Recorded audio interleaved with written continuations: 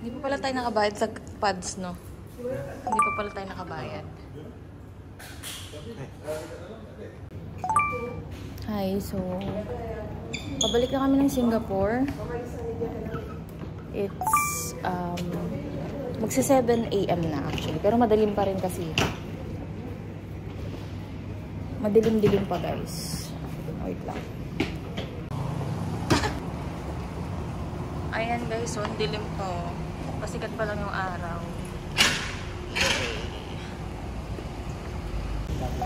So, ang pamasahe is 24 SG dollar.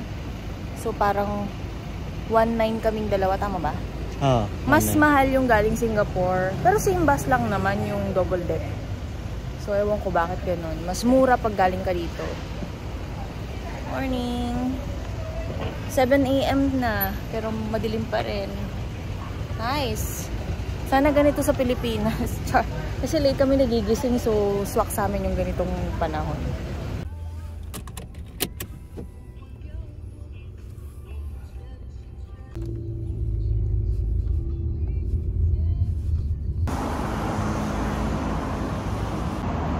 So, andito kami ngayon sa Berjaya Times Square. Yung laging stop ng mga bus galing Singapore and many more, ewan ko ba. So, yung pamasahe sa Grab, kung medyo nakikurious kayo, is 9 MYR. So, magkano ba yung 9 MYR? Nasa 108? Mga 108 pesos lang. Siguro sa Philippines, yung ride na yun. Yung ride na yun, mga 300, ganun. Ganun siya.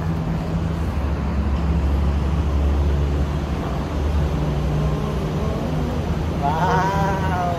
Ang nice, no? Nakadikit. Pero never kami sumakay dyan, guys. Kasi pag sinisilip namin, medyo ano rin siya, queuing din. Kaya nag-grab na lang kami. At saka naglalakad. Yun, much better. Pero ang cute, no? Yay! So, dito ulit kami sa harap. Sa taas, sa harap. So, it will take like 4 to 6 hours yung biyahe. Depende sa borders at saka sa traffic. Kasi medyo traffic dito sa Malaysia. Hindi lang pala medyo traffic talaga. Pero mas traffic pa rin sa Philippines. Mas maaga yung kinuha namin ngayon, which is 7:45. Medyo late na nga siya kasi lagi silang on time eh. Late lang siya ng 2 minutes, mga ganon. So, yun. Ang pamasahe, Kuala Lumpur to Singapore is 24 Singapore dollars. Tapos, yung Singapore to Kuala Lumpur is 35. Same bus lang. Ayan, double deck. So, yan. Matutulog na kami, guys. Inaantok na ako. May TV. 2 oras lang yung tulog namin. May TV. Let's go! Ano yung sunset? Ay, sunrise. Sunrise!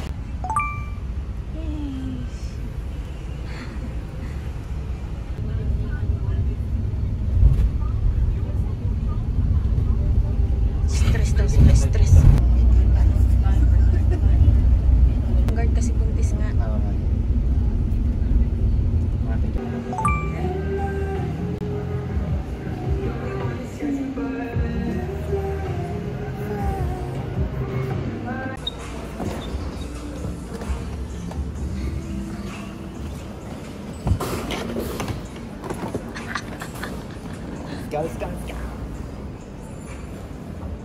So we are now here in Singapore again.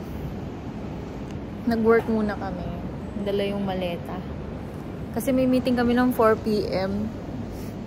10 minutes na lang meeting na. So dumiretso muna kami dito sa may cafe. Lowercase. Favorite cafe namin dito sa Singapore. So pupunta na kami ngayon sa aming accommodation. So medyo special to kasi first time namin may experience yung pods, yung parang capsule. So yan, tignan natin kung ano yung magiging experience natin sa accommodation na to. So ito, naka-location to sa Chinatown. So this is the Galaxy Pods. Let's go! Doors are closing.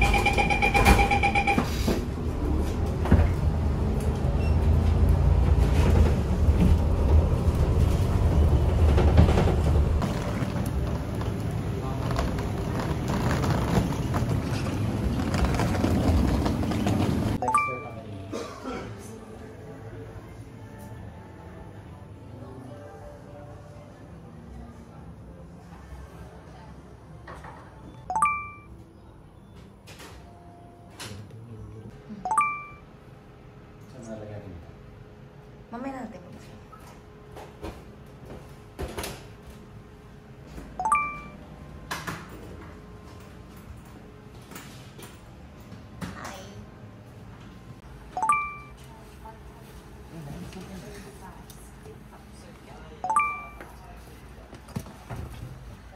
Oh my God.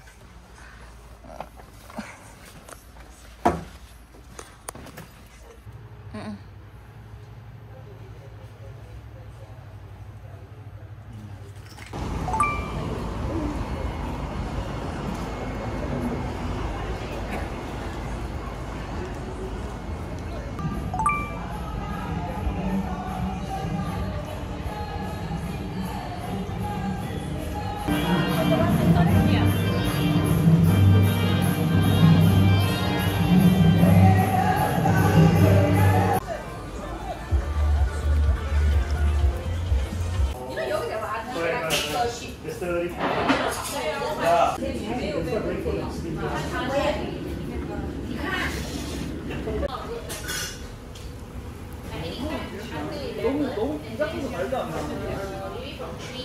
고기를 먹어. 고기를 먹어.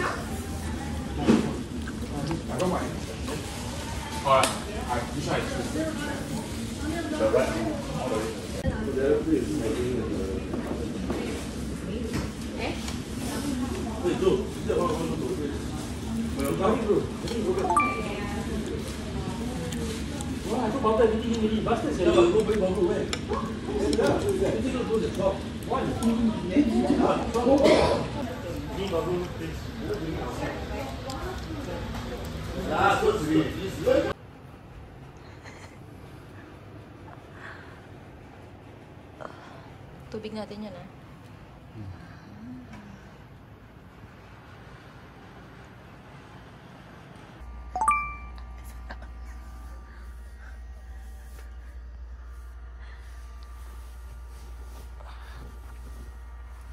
Diba 4 yung